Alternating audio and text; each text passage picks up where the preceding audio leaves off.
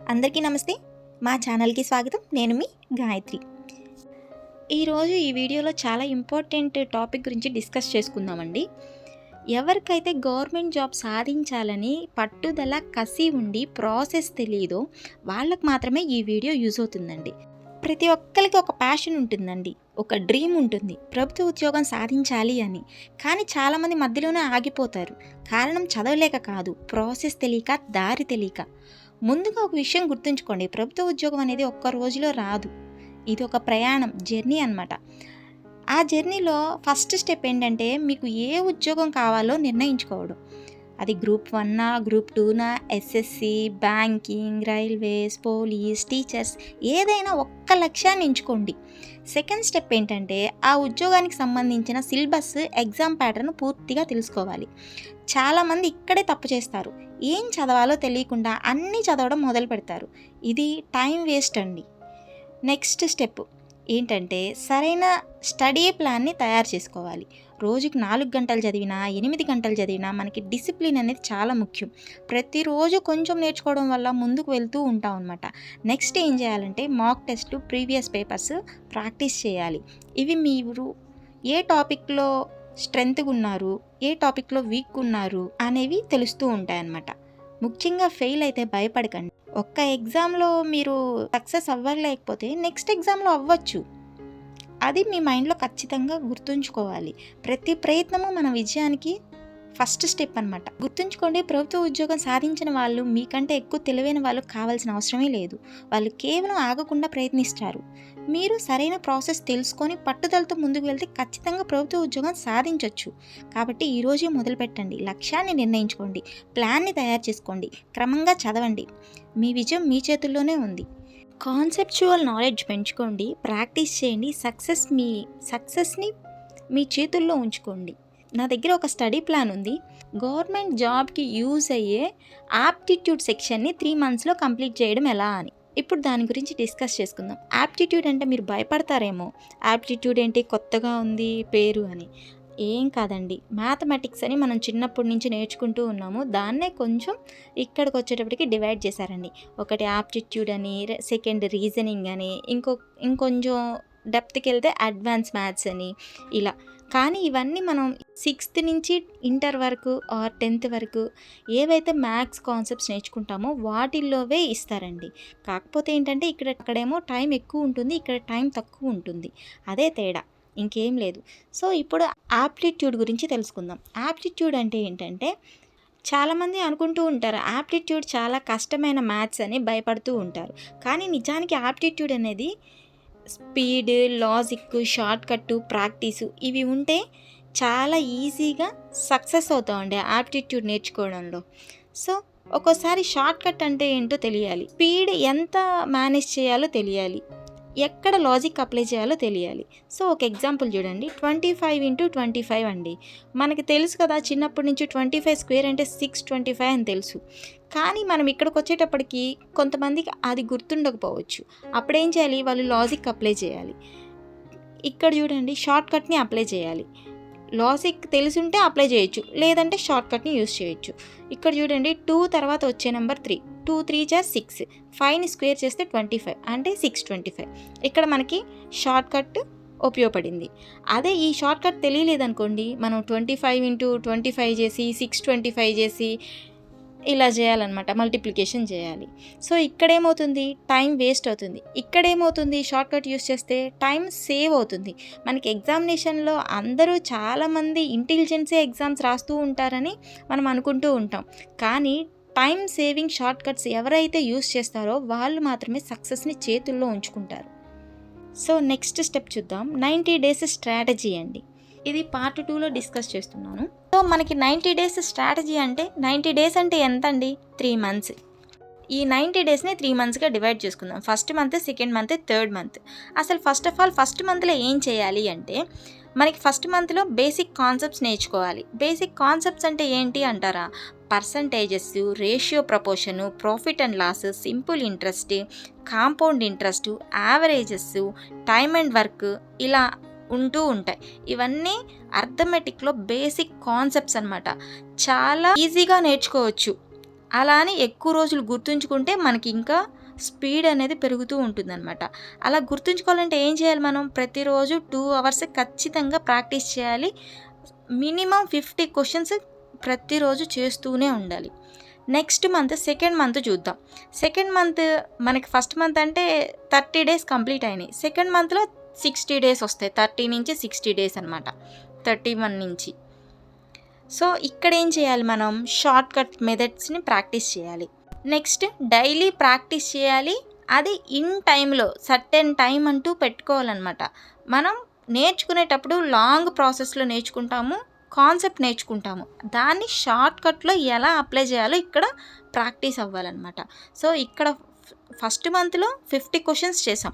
Second మంత్లో ఖచ్చితంగా 100 questions practice చేయాలి. నెక్స్ట్ ఇన్ టైంలో 1 మినిట్లో 1 క్వశ్చన్ అనేది కంప్లీట్ చేసేంత స్పీడ్ని మనం పెంచేసుకోవాలన్నమాట. నెక్స్ట్ థర్డ్ మంత్కి వెళ్ళిపోయి సో అప్పుడు 61 నుంచి 90 డేస్ అవుతాయి అన్నమాట. సో ఇప్పుడు ఏం చేయాలి, మనం మార్క్ టెస్ట్లు అనేది అటెంప్ట్ చేయడం నేర్చుకోవాలన్నమాట. నెక్స్ట్ పీవైక్యూస్ ప్రాక్టీస్ చేయాలి. ప్రతిరోజు ఒక మార్క్ టెస్ట్ ఖచ్చితంగా ఇవ్వాలి. మార్క్ టెస్ట్లో ఎక్కడ మనం మిస్టేక్ చేస్తున్నాం, ఎక్కడ మనకి మార్క్స్ ఎక్కువ వస్తున్నాయి అనేది అనాలిసిస్ చేసుకోవాలి. ఇలా అనాలిసిస్ చేసుకోవడం వల్ల మనకి నెక్స్ట్ ఎగ్జామ్ రాసేటప్పుడు మనం ఎక్కడైతే మిస్టేక్ చేస్తామో అక్కడ మనం కరెక్ట్ చేయొచ్చు. అందుకని ఇక్కడ అనలైజ్ చేసుకోవడం చాలా అవసరం. Next most important topics in aptitude. Important topics ఏమేమి ఉంటాయి, పర్సంటేజ్ ఉంటుంది. ఫస్ట్ పర్సంటేజ్ అంటే ఫర్ ఎగ్జాంపుల్ ఒక క్వశ్చన్ చూద్దాం. 40% ఆఫ్ 250 అని ఉంది. సో ఇక్కడ చూడండి, మనకి 40% అంటే మనం ఫస్ట్ మంత్లో ఏం నేర్చుకున్నాం, 40 డివైడెడ్ బై 100 ఇంటూ 250 అని నేర్చుకున్నాం. సో ఇక్కడ క్యాలిక్యులేట్ చేస్తే 25 4s 100 అని వచ్చింది. అది మనం సెకండ్ మంత్లోకి ఎలా ప్రాక్టీస్ అవ్వాలి, 40% ఆఫ్ 250 అంటే మనకి 10% ఆఫ్ 250 ఎంత వస్తుంది, 25 వస్తుంది. దాన్ని 40%కి చేస్తే ఇంటూ 4 చేస్తే 100 వస్తుంది. సో ఇది సెకండ్ మంత్లో చేయాలి.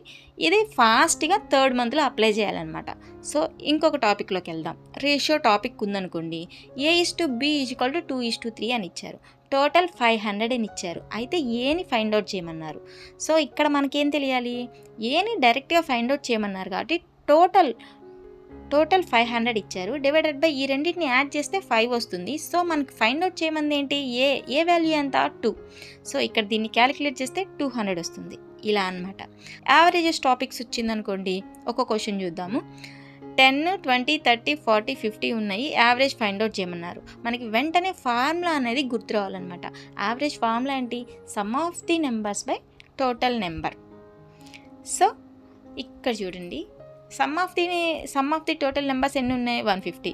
ఎన్ని నెంబర్స్ ఉన్నాయి, కౌంటింగ్ 5 ఉన్నాయి. So 30 is the answer. అదే ప్రాఫిట్ అండ్ లాస్లోకి వెళ్ళామనుకోండి, మనకి కాస్ట్ ప్రైస్ ఇస్తారు, సెల్లింగ్ ప్రైస్ ఇస్తారు, ప్రాఫిట్ ఇస్తారు. ప్రాఫిట్ పర్సంటేజ్ కనుక్కోమన్నారు అనుకోండి, ఎక్కువ మ్యాక్సిమం ప్రాఫిట్ అండ్ లాస్లో ఎక్స్ట్రా ఇస్తూ ఉంటారు క్వశ్చన్లో. ఎందుకంటే మనల్ని కన్ఫ్యూజ్ చేయడం కోసం.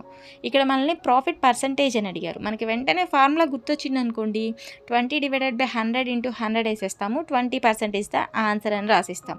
ఇక్కడ చూడండి, సెల్లింగ్ ప్రైస్ అనే వాల్యూ అనేది ఎక్స్ట్రా ఇచ్చారు క్వశ్చన్లో. అంటే ఏంటి, మనం అక్కడ దాని గురించి ఆలోచిస్తూ ఉంటాము అని. ఎగ్జామినర్ ఎప్పుడైనా మనల్ని తప్పు చేయించడానికి, మార్క్స్ తక్కువ రావడానికి వీలయ్యే అవకాశాలన్నింటినీ సృష్టించబడతాడు. మనం తెలివిగా దాన్ని గుర్తుంచుకోవాలన్నమాట, దాన్ని సక్సీడ్ అవ్వాలి. సో అదే టైమ్ అండ్ వర్క్ క్వశ్చన్కి వచ్చేటప్పటికి ఎలా ఉందండి, ఏ వాల్యూ 10 డేస్ ఇచ్చారు, బి వాల్యూ 15 డేస్ ఇచ్చారు. అయితే A+B ఎన్ని రోజుల్లో కంప్లీట్ చేస్తారో ఒక వర్క్ని క్యాలిక్యులేట్ చేయమని అడుగుతారనమాట. సో ఇది చూడండి, ఇక్కడ LCM ప్రాసెస్ తీసుకోవాలని మనకి అండర్స్టాండ్ అవ్వాలి. ఈ LCMే టోటల్ వర్క్ అవుతుందని కూడా గుర్తుంచుకోవాలి. మనం ఏం చేస్తాం, ఈ LCM తీసుకొని ఎఫిషియన్సీని ఫైండ్ అవుట్ చేస్తాం. ఇక్కడ మనకి A+B ఇద్దరిది కావాలి కాబట్టి ఎఫిషియన్సీని యాడ్ చేయాలని తెలియాలి. So total work by efficiency చేస్తే డేస్ వస్తాయని కూడా తెలియాలి. సో 30 డివైడెడ్ బై 5 = 6 డేస్ అనమాట. సో ఫోర్త్ పార్ట్లో మనం ఏం చేయాలంటే షార్ట్ కట్స్ని బాగా గ్రిప్లో పెట్టుకోవాలన్నమాట. ఇందాక చెప్పాను కదా 25 ఇంటూ 25 ఎగ్జాంపుల్. ఇప్పుడు ఇంకొక ఎగ్జాంపుల్ చెప్తా చూడండి. 35 స్క్వేర్ ఉందనుకోండి, ఇక్కడ చూడగానే మనకి 35 స్క్వేర్ అని అడిగారు. 35 ఇంటూ 35 చేసి మల్టిప్లికేషన్ చేసి ఇది లెంతీ ప్రాసెస్. సో ఇక్కడ నేనేం చెప్పాను మీకు, ఫస్ట్ నెంబర్కి నెక్స్ట్ నెంబర్తో మల్టిప్లికేషన్ చేయండి అని చెప్పా.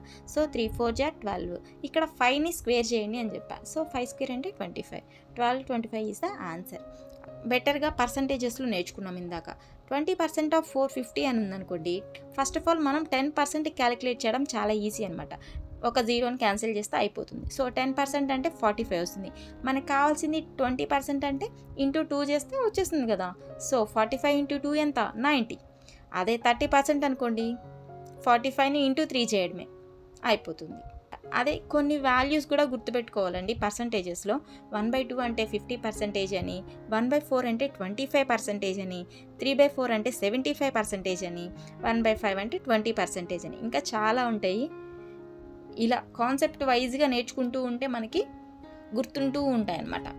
సో నెక్స్ట్ ఏం చేయాలంటే పార్ట్ 5 సెక్షన్ తీసుకుందాం. ఇప్పుడు ప్రతిరోజు స్టడీ ప్లాన్ని ఒకటే విధంగా అరేంజ్ చేసుకోవాలి మనం. Morning, afternoon, evening, night. So first of all morning ఏం చేద్దాం, 30 మినిట్స్ను ఫార్ములా రివిజన్ చేయాలి. నెక్స్ట్ ఆఫ్టర్నూన్కి వచ్చేసి 1 అవర్ కాన్సెప్ట్ అనేది ప్రాక్టీస్ చేస్తూ ఉండాలి. ఈవినింగ్ 1 అవర్ వితిన్ టైంలో క్వశ్చన్స్ని మాక్ టెస్ట్ లాగా డైలీ టెస్ట్ లాగా రాస్తూ ఉండడం నేర్చుకోవాలి. సో నైట్ వచ్చేసి ఎర్రర్ అనాలిసిస్ నేర్చుకోవాలి. ఏదైతే ఆఫ్టర్నూన్ ప్రాక్టీస్ చేస్తామో దానికి ఈవినింగ్ ఎగ్జామ్ రాయాలి. ఎగ్జామ్ ఏదైతే రాసామో దానికి ఎర్రర్ని ఫైండ్ అవుట్ చేయాలి, అనాలిసిస్ చేయాలి. ఎక్కడ మిస్టేక్ చేస్తున్నామో, మనం ఇంకా ఎక్కడ బెటర్గా పెర్ఫామ్ చేయొచ్చు, ఎంత ప్రాక్టీస్ చేస్తే ఇన్ టైంలో మనం కంప్లీట్ చేయొచ్చు అనేది నేర్చుకోవాలన్నమాట. మొత్తం ఇక్కడ వచ్చేసి 3 అవర్స్ అనేది ప్రతిరోజు ఆప్టిట్యూడ్కి టైం ఇవ్వాల్సిందే, ఖచ్చితంగా ఇవ్వాలి. నెక్స్ట్ ఏం చేయాలి, మాక్ టెస్ట్లు. మనం మిస్టేక్స్ ఎక్కడ చేస్తున్నాము, నెక్స్ట్ పార్ట్ 6లో చూడండి. కామన్ మిస్టేక్స్ మనం ఎక్కడ చేస్తున్నాము. చాలామంది మిస్టేక్స్ చేస్తూ ఉంటారు. అవి ఏం టాపిక్స్ అంటే నేను ఇక్కడ మీకు చెప్పగలను. ఫస్ట్ క్వశ్చన్స్ అటెంప్ట్ చేస్తారు. ఎక్కడ అటెంప్ట్ చేస్తారు, కాన్సెప్ట్స్ నేర్చుకోకుండా అటెంప్ట్ చేస్తారు. ఇది ఒక ఫస్ట్ మిస్టేక్ అండి. నెక్స్ట్ మాక్ టెస్ట్లు అనేది రాయకుండా ఉంటారు చాలామంది, అది second mistake. Next shortcuts నేర్చుకోకుండా ఉంటారు, అది third mistake. Next daily practice చేయడం మానేస్తారు. ఇవన్నీ రెక్టిఫికేషన్ ఎవరైతే చేస్తారో వాళ్ళు సక్సెస్కి ఫస్ట్ ఉంటూ ఉంటారు. ఇవన్నీ యాప్టిట్యూడ్ని క్రాక్ చేయడానికి చాలా యూజ్ అవుతూ ఉంటాయి. ప్రతిరోజు 3 గంటలు ప్రాక్టీస్ చేసి 90 డేస్లో మనం యాప్టిట్యూడ్లో స్ట్రాంగ్ అవ్వచ్చు. ఇక్కడ టాలెంటే అక్కర్లేదండి, కన్సిస్టెన్సీ ఉంటే చాలు. యాప్టిట్యూడ్లో బిందాస్గా ముందుకెళ్ళిపోవచ్చు, మార్క్స్ గెయిన్ చేయొచ్చు, గవర్నమెంట్ జాబ్ సాధించవచ్చు. ఈ వీడియోలో కాన్సెప్ట్స్ యూజ్ చేసుకుంటారని ఆశిస్తున్నాను. ఈ వీడియో కనుక మీకు నచ్చినట్లయితే లైక్ చేయండి, షేర్ చేయండి. మరిన్ని ఇలాంటి వీడియోస్ కోసం మా ఈ ఛానల్ని సబ్స్క్రైబ్ చేసుకోండి. Thank you. మళ్ళీ కలుద్దాం మరొక సూపర్ వీడియోతో.